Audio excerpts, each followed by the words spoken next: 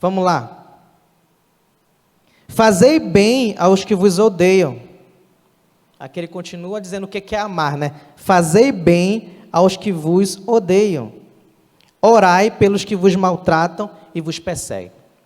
Quando eu usei o exemplo de Jesus para falar sobre caminhar 2 milhas, deu para entender, né? Agora eu vou usar também o exemplo de Jesus, só que agora é o contrário. O exemplo de Jesus para mostrar que é literal. Vamos lá.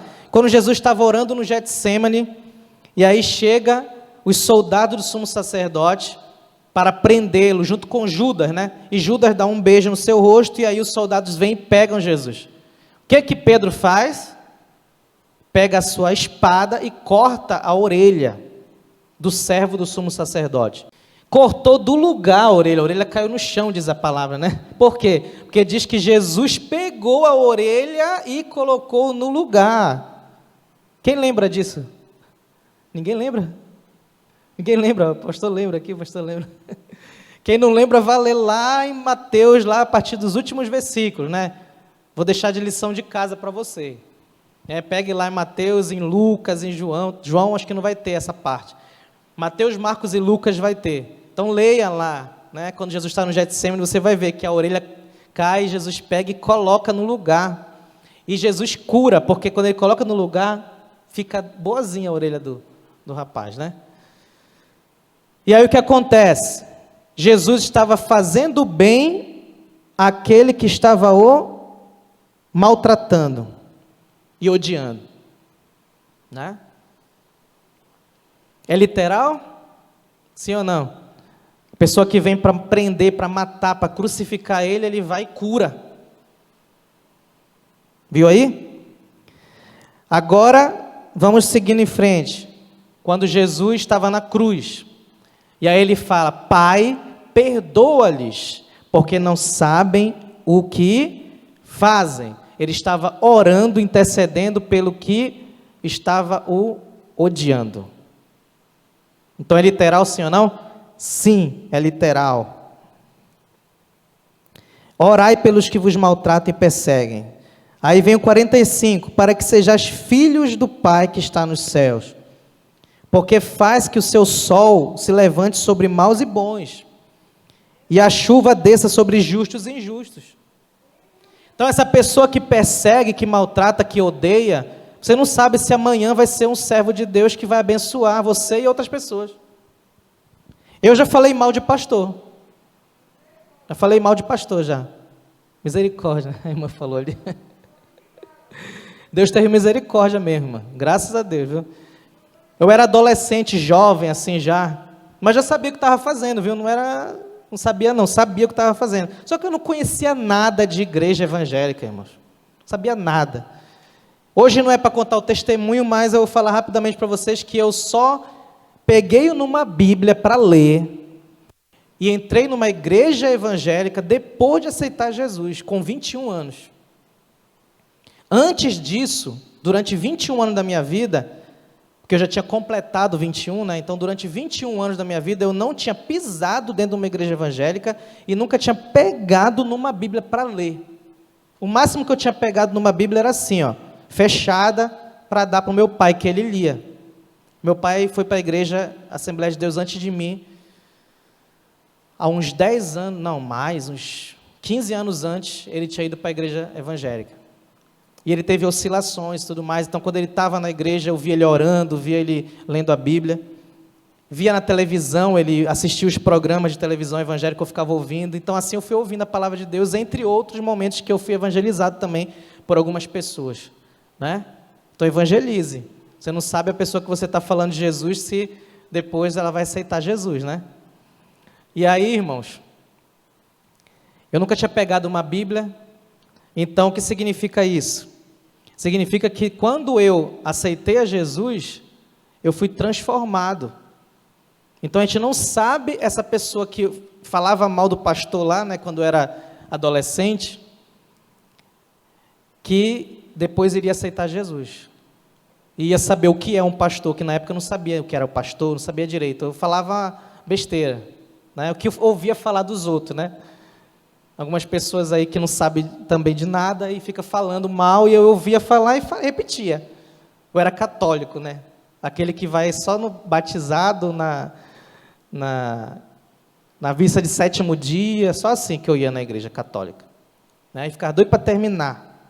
Com todo o respeito, né, a quem é católico, inclusive se alguém está na sua casa e é católico, todo respeito, mas era assim que eu fazia. Eu ia para lá e ficava doido para terminar. E se tivesse aquela revistinha, eu gostava, porque eu ficava esperando, acompanhando pela revistinha. Então, eu via se estava no meio, ainda está no meio ainda. Aí, quando estava perto do final, opa, está quase terminando já. Né? Então, eu já vi muito católico falar que fazia isso também, tá? Não sou só eu, não, mas tem alguns eu acho que gostam. Tá bom? Mas o que eu quero dizer com isso é que antes eu era católico não praticante, nunca tinha pegado na Bíblia, eu tinha um bloqueio, né?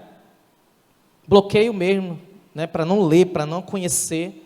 Não gostava, tinha medo, alguma coisa, parecia uma coisa do outro mundo, esse mistério muito grande, mas era coisa maligna, né, que me impedia de conhecer a palavra, até que Jesus me libertou, né, aceitei a Cristo em casa, fiz uma oração, porque senti um chamado de Deus forte, ouvi falar que só Jesus pode salvar, fale isso para as pessoas, né, a frase que vai fazer as pessoas se converterem é isso, só Jesus pode salvar, te perdoar, te libertar, Ele veio para morrer por você, Ele veio para te dar uma nova vida, Ele vai te levar para o céu, você vai ter perdão, só fale essas coisas, porque Deus amou o mundo de tal maneira que deu seu Filho único para que todo aquele que nele crê não pereça, mas tenha a vida eterna.